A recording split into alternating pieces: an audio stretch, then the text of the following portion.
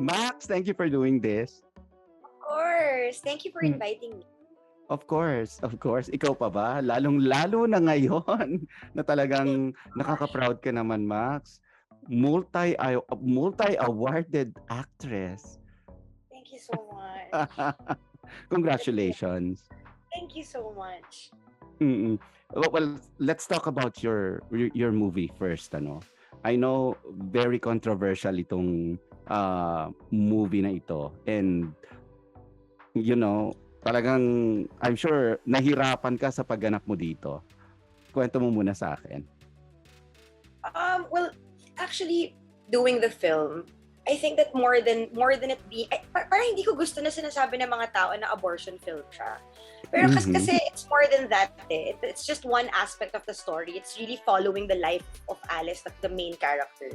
Mm. Um, yung pag-delve ko ng character ko, it was hard because to place yourself in that situation wherein parang bigla na lang kasi sure na sure siya about her life, and then she's faced with all these people in her life who want Mhm. things for her, and parang she finds herself not being able to decide for herself kasi ang dami nagsasabi sa kanya what they want for her, like yung partner niya, yung best friend niya, yung boss niya, yung nanay niya. So ang dami niyang parang mga people in her life that are stopping her from deciding for herself.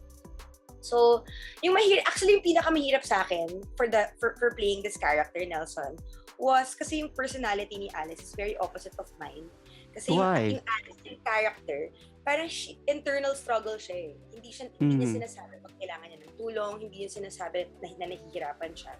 So, yung mga scenes kasi, ang dami mabibigat na eksena, pero hindi talaga ako pinayagan ni Direk Shine na umiyak eh. Hindi ka pwedeng umiyak, Max, ha? Kasi hindi ganun tao si Alice. Nasa loob, kinikim-kim niya lahat, hindi niya linalabas. So, doon So, ako para ka nahirapan. mag-implode. Oo! So, ako kasi I'm a very, very empathic person. So, yung mga Mm. role ko, parang pag mabigat talaga yung eksena, hindi ko talaga napipigilan na maiyak or talagang ma-affect sa eksena, 'di ba? But I really there were so many cuts kasi nga I had to stop my tears from falling. So yun yung mahirap sa akin. Mm. Yung iba naman, 'di ba, parang hirap na hirap umiyak. Ikaw naman, hirap na hirap 'wag umiyak. Yes! Kahit yung mga happy moments, happy scenes, happy eksenas, naiiyak din ako sa mga ganun. Mm. Ako din. 'Di ba, parang mas Diba? nakakaiyak nga yung mga happy scenes. Actually, diba? Ganun din ako. I feel that way. Mm. Sabi mo kaibahan ka nung role mo, 'no? Pero sino ka ba in real life, Max? Ano ka bang tao? Like, masiyahin ka ba? Are you a funny person? I don't know if I'm funny, but people laugh when I'm talking to them. So I guess I can be quite funny. But I'm a very playful person. I haven't lost touch with the child inside. Mm. I think that more than anything, I'm very much a mom. Also, I love working out, stuff like that. But as a person, I'm very empathic. I like doing things for other people. I'm not afraid to show the people I love that I love them. So ganun Mhm. ako. I'm also very wordy. I don't think my kids hear it enough that I love them. I tell them I love them every 5 minutes. Love you. It talaga. I'm that type of person. I say how I feel. I don't keep a lot of things. Sometimes na kailangan ng filter ng mouth ko because I'm very straightforward. I think, no, if my count is right, this is your third Best Actress award. Tama ba ako? It's my second. The first one Second kasi pa was lang. Best Supporting Actress. Okay. For Net Project, for Mm-mm. I believe Cinema One, or Q Cinema. I can't remember. So it was for that. And then Grabe talaga pag marami ng awards, no, nakakalimutan na. Parang, my second one was the one in Australia for Virgin. And then this is my yes, first. Cinemalaya. For Cinemalaya. Yeah. Grabe. Yung mga actors na kilala ko, parang grabe silang makakovet ng Cinemalaya. Kasi parang ang feeling nila, nag-aangat sa kanila to as an actor. Oh, Tama ba ako? absolutely. I was so shocked when I got it. And parang the prestige, the feeling, kasi it's Cinemalaya eh. It's Cinemalaya. I mean, Cinemalaya for me is like the number one for independent cinema. It's like the most celebrated of all of the local festivals. So the honor is amazing. The feeling is amazing. Like I can't believe it. You know, after I got the Balanghay, I was so nervous. I didn't know pala that after you receive your award, they will sit you down in the backstage and then they'll interview you. It was just happening so fast that I couldn't even speak properly because my voice was shaking and I was so nervous. I felt like I had to vomit because I was so Totoo ba? Yeah, pag ninenervous kasi ako, parang na-affect yung stomach ko eh. So, ganyan ako ever since. Kahit sa shooting or taping, day one, palagi yan. I have a feeling of that I have puke out of nerves. So, ganun ako. So, I was feeling like that. After, I was like, oh my gosh, nakakahiya. Napigilan ko naman. Hawak mo na yung balanghay eh. Hawak mo na eh. Parang hindi niya na pwedeng kunin sa akin to. Akin na to. Nakalimutan ko na kasi nakalimutan ko pa. Like parang hindi talaga siya nag-sink in kaagad, Nelson. So after everything, kasi nga our film won the NetPac Award. After the closing ceremonies, all the winners had to go up stage for a photo op. So, NetPac Award winners, so lahat ng cast and crew ng movie namin umakyat. Tapos binigyan ako ng balanghay. Hawak-hawak, binalik nila sa akin yung balanghay ko. Kasi they took it back kasi they have to engrave it. So parang hawak-hawak ng director ko yung plaque. Tapos sabi ko, oh, Direk, I'll hold your balanghay for you. Tapos sabi niya, that's ours! I was like, oh nga pala! Oh my gosh! Until the next day. Where do you keep your trophies? Kasi syempre, di ba? Ano mo yan eh. My mom puts all the trophies in one table sa house. Together with my brother's trophies. So iba pa syempre yung sa mami mo, di ba? Sa kanya, nalo na rin siya ng Best Actress, di ba? Yun na nga, di ba? For her movie, I forget the title, but it was for Cinema One. It was a movie by Borgie Torre. Cabecera. Nag-iisip ako ng isang Eigenmann na hindi marunong umarte. Yung hindi magaling. Di ba? Kasi parang trademark nyo na yata ito eh. Parang buong pamilya nyo. Ano ba yan? Like parang, I'm sure syempre pag nagka-family reunion kayo, you compare notes, ganyan, nag-aasaran ba kayo? Mas magaling akong umarte sa'yo. Oh, funny as it may seem, we never talk about work when we're together. Talaga? Never.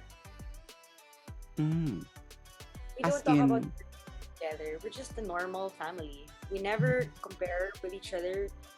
I mean, we congratulate each other when we accomplish things and stuff. Pero yung comparing notes type of thing, talking about or even giving each other advice with work, it's not something that we do or talk about. Pero sabi ko nga, di ba, trademark nyo ito eh.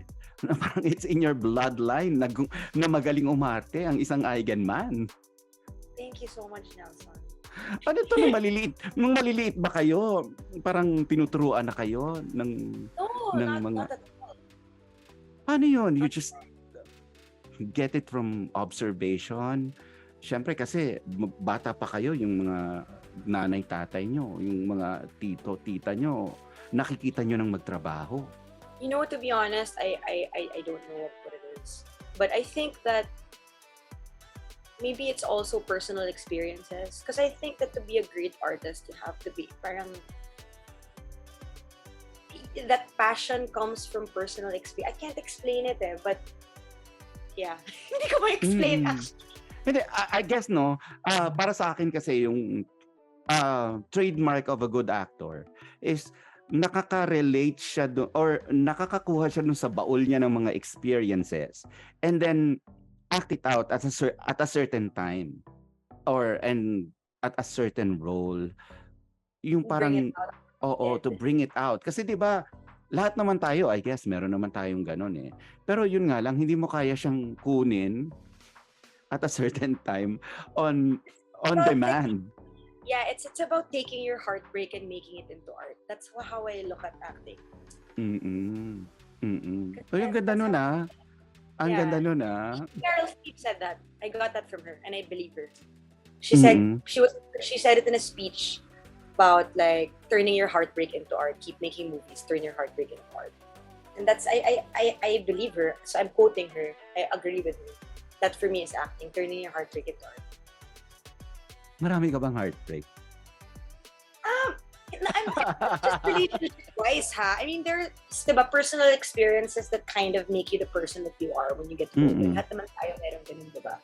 Trauma, baggage, mga ganun. Lahat tayo meron. So, Mm. yes, meron. And I'm at that point in my life where I am a lot more sure of myself and I don't let a lot of things from my past define me. I'm at that stage now where parang I don't think I've ever felt this much self-love until now, in that I'm in my 30s. Alam mo, maswerte ka kasi na-discover mo yung self-love ng mga 30s ka na. Kasi some people, 'di ba, later on in life pa nila na-discover 'yan. Well, mas maswerte yung iba na mas bata pa sa atin. Mga 20s pa lang. Meron na silang yung mga Gen Z ganyan eh. I know, grabe. Self-love.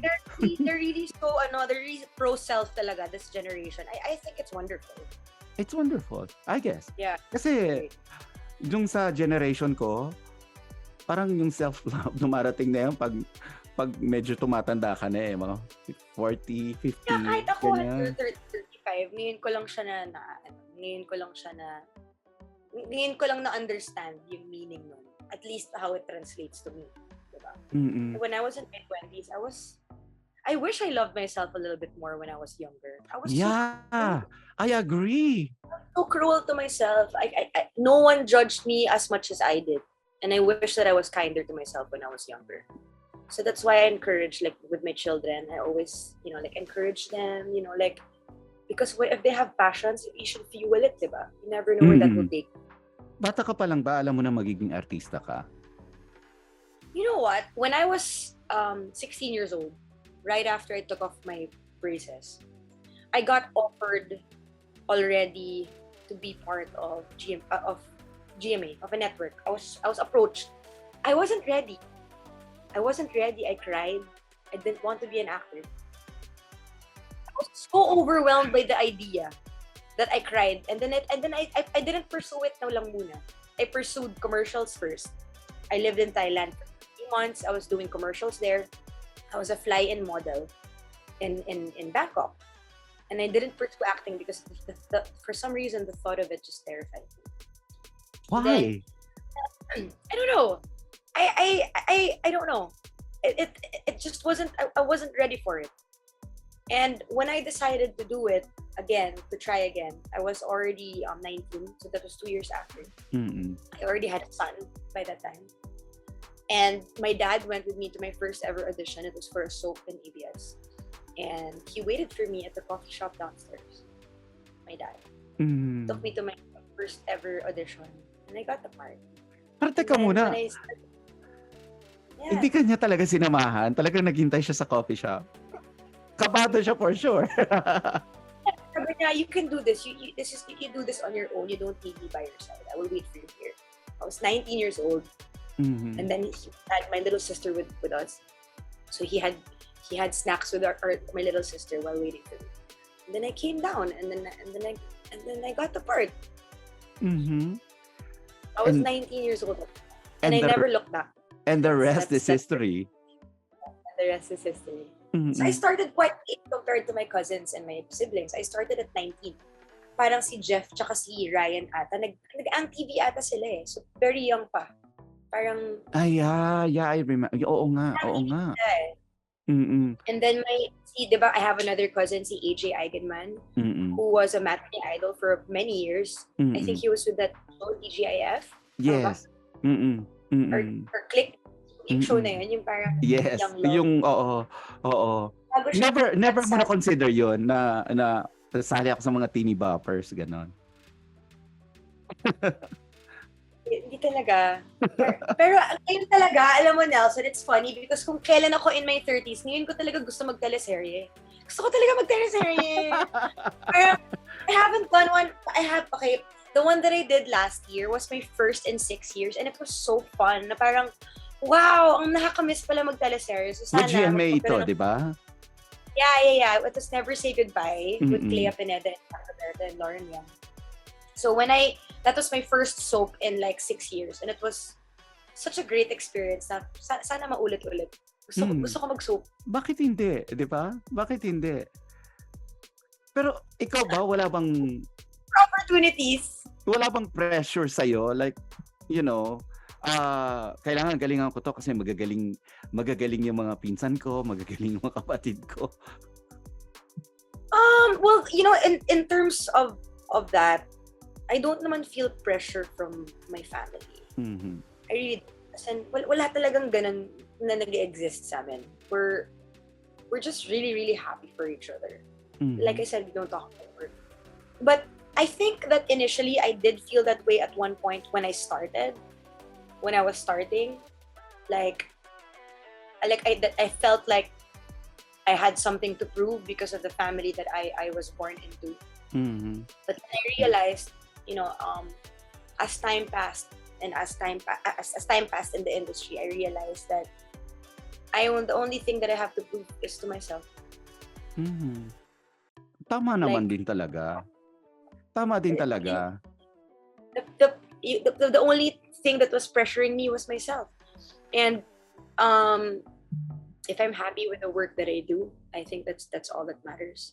My dad always told me when I was starting that, you know, Max, showbiz is not the most glamorous industries. It's not. Our industry is not as glamorous as it sounds when we're in it, right? Yes.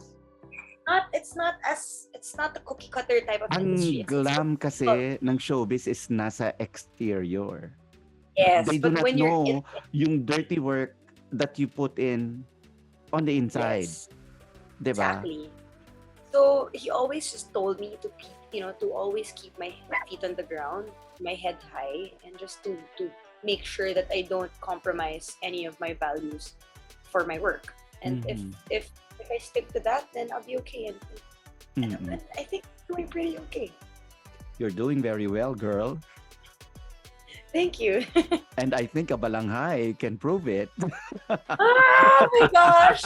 We'll talk about your tita. Is that okay? Okay. Of course. No It's really, it's still fresh. August Lang. 5. Oo. August 5. Oo. Maraming nagulat kasi hindi naman nilalabas ni Miss Cherie yung condition that she was in, no? And nagulat na lang talaga yung showbiz na, of course, that she passed away. Alam mo naman yung nangyayari sa kanya all this time. The whole family do.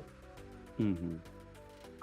It was her wishes that we kept it secret, so we respected that. Mhm. But yes, we all knew about it since she got diagnosed last October. Nasaan ka nun when you found out? I was in London when she called me. She called you. Nagkita kami. Kasi she was leaving for New York na, like officially, like she was gonna turn over na her condo and stuff. So we decided to celebrate, not naman celebrate, but hang out one last time in the condo. Mm-mm. And because I was leaving for London and I wasn't gonna see her na, I went to see her before I left. Mm-mm. So, ayun, that was a Sunday when I saw her. I left for London that following Friday, and then a week later, she called me to tell me How did you about it. take the news? Syempre, I cried, and then she told me, stop being a drama queen and get back to work. Very Miss Cherie, no? I have a few fond memories that I can say tungkol kay Miss Cherie. Actually, na-interview ko pa yung halos buong pamilya, yung magkakapatid nung I don't know if you remember that there was a concert for your lola. Yeah, for my lolo. This Yung was, sa I think, AFP mga, Theater. yeah. I can remember kasi parang first time ko makikita si Miss Cherie noon, sabi ko, naku, idol na idol ko pa naman si Miss Cherie, parang ganyan. Pagbukas ng kurtina, siya pa yung nagbukas. Sabi niya talaga, oh, Nelson! Sabi ko, I was frozen. Aww! Sabi niya, oh, Nelson! Tapos inintroduce niya ako sa lahat, sa ganyan. Iniisip ko, sabi ko sa kanya, Miss Cherie, sabi ko, this is the first time I'm meeting you. Paano niyo po ako nakilala? Oh, everybody Sabi niya- knows who you are now. Sabi niya sa akin, ano ka ba? Napapanood kita sa TV? Yeah, everybody knows. No, of course not. Of course not. You don't assume that, especially from Miss Cherie, no? Iba yun. Parang, wow. And she's really, sabi ko nga, kung ano yung nakikita mo sa movies, kung ano yung nakikita mo sa TV, complete opposite siya. Yeah, she's really, really sweet. As in, super duper loving, super kind. Very super sassy. Oh, yeah. Yes, definitely.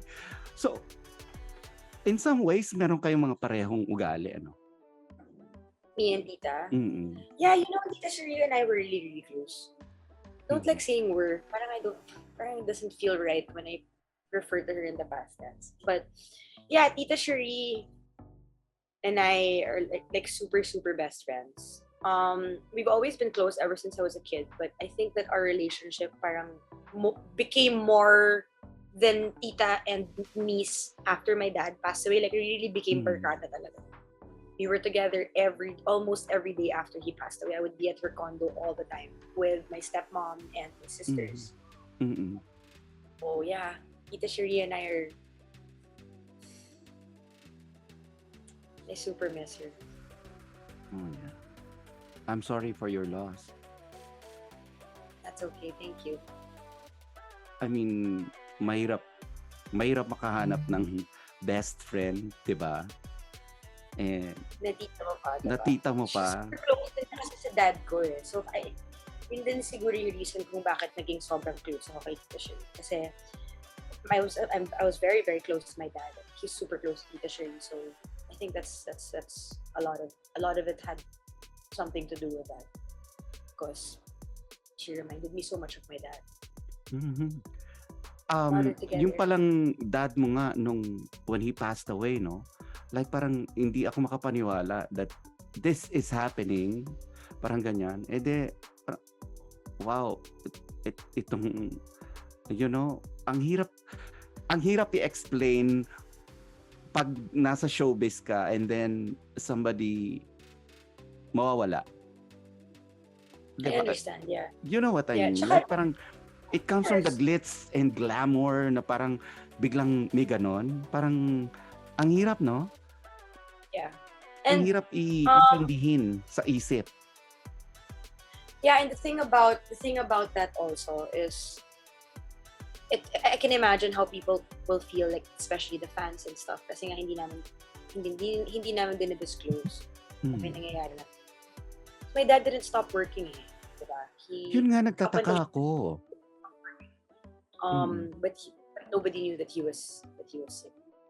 He was sick for 2 years. Oo. Nagulat na lang din kami noon. Parang, uy, may sakit pala si Sir Mark. Parang, I think a few months before that, na-interview ko pa siya. And then, biglang yung nag-a-announce na ganon. I remember that, grabe kasi meron kaming sinulat na parang announcement. Kasi nga bigla na lang siyang nag-stop mag-accept ng work. Mm-hmm. Nag-deteriorate yung health niya. So we had to, parang we were gonna make a formal announcement to the industry that my dad was gonna stop working muna because he had the condition, which was cancer. Bago pa namin ma-announce na he passed away. So we had to edit it and then announce his death and stuff. Ang bilis. Pero Max, how are you now? You know, the thing about grief is that it doesn't go away talaga completely eh. it really doesn't. You just kind of learn how to live with it. Every time like September 1 comes, it's always like I always take a moment and I get really, really, really sad because that feeling talaga, like parang I end up reliving the loss all over again every time bumabalik yung anniversary niya. Pero yun nga, that's the thing about grief eh. It's not knowing where to put the love you have for this person because they're gone. Mhm. So parang that's the description of grief. So it doesn't really go away. You just learn how to live with it. Time doesn't really heal that pain, but you learn how to flow with it better through the You know, years. this is how forgetful, quote and unquote, I am, no? When my dad passed away 5 years ago. I'm sorry. 5 na yun. Like parang 5 years, di ba? Parang it spells a lifetime already for some people, di ba? Yeah. Pero pag ako, dumadaan yung crew cab namin dun sa yung place na nakatira siya, I would always forget and say, idaan mo, ikaw kaliwa mo dyan, dadaanan ko yung tatay ko. And then I would remember na, nga no. And then, I know what you mean! di ba? And then, Yeah. there are times na matatawa ako and there are times na maiiyak ako.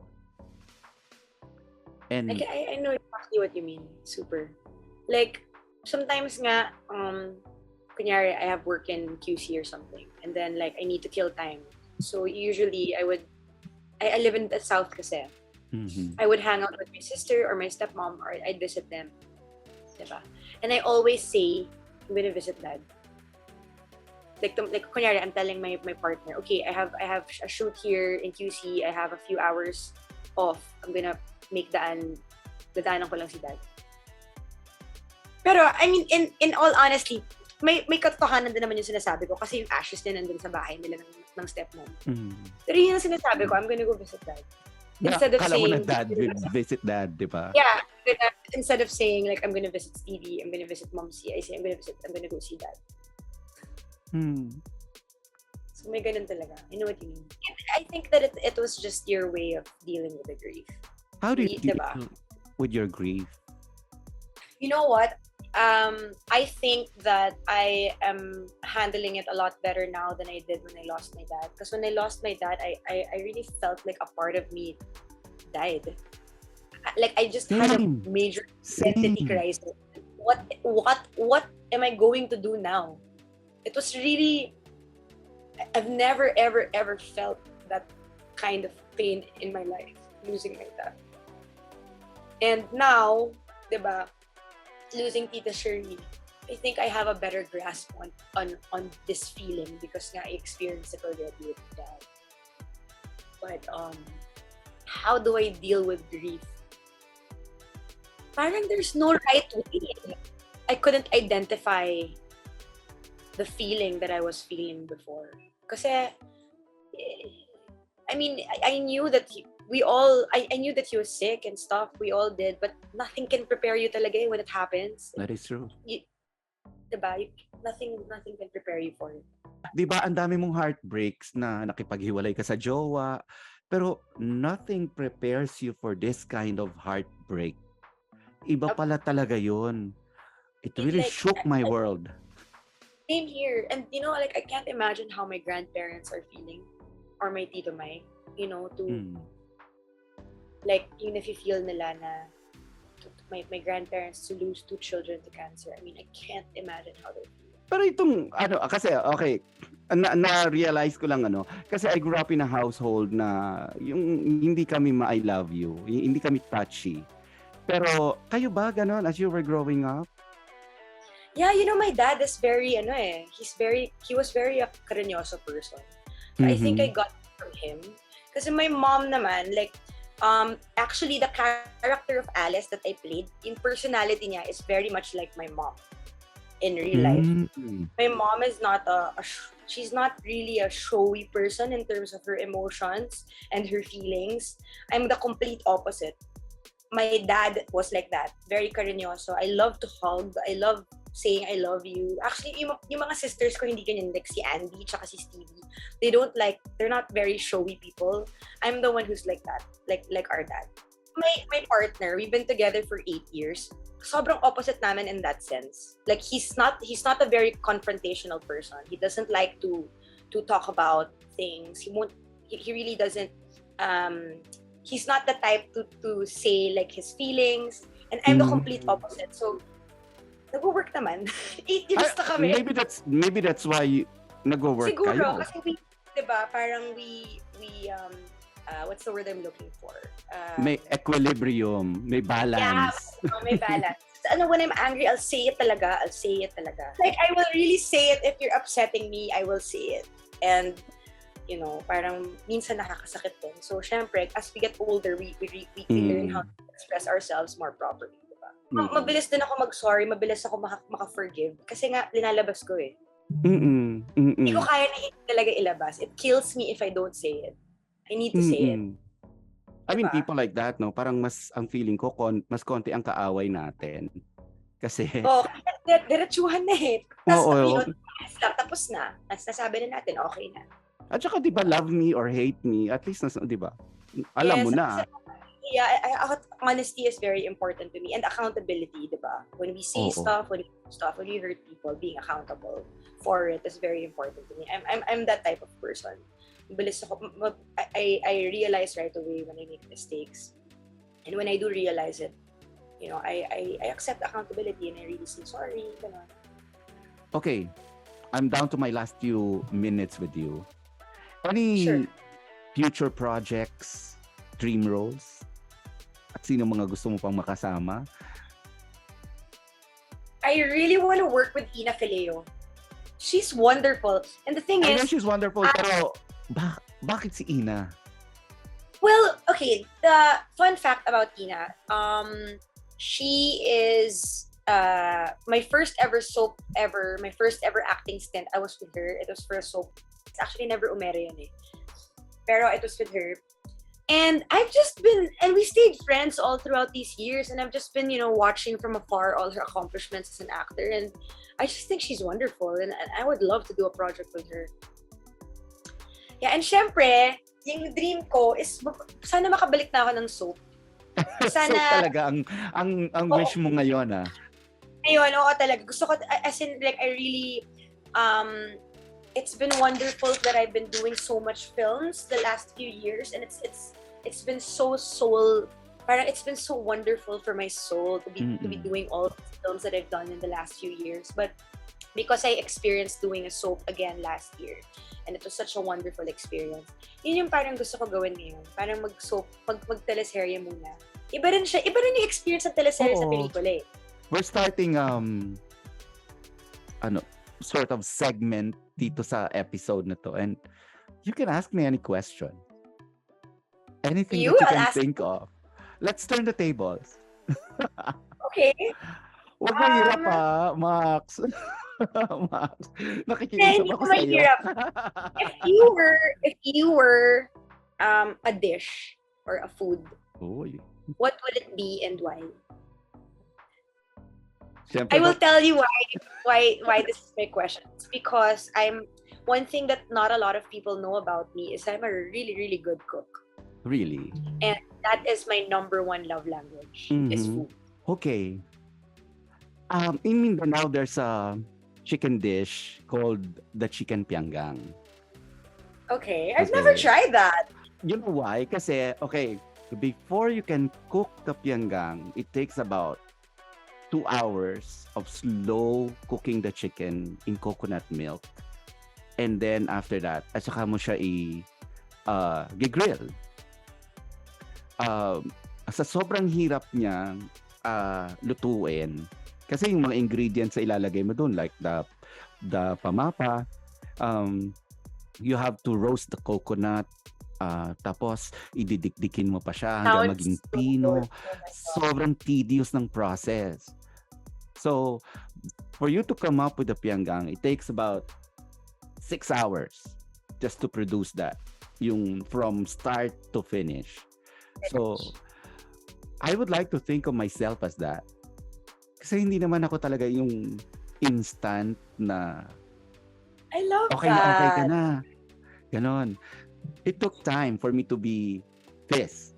For who I am.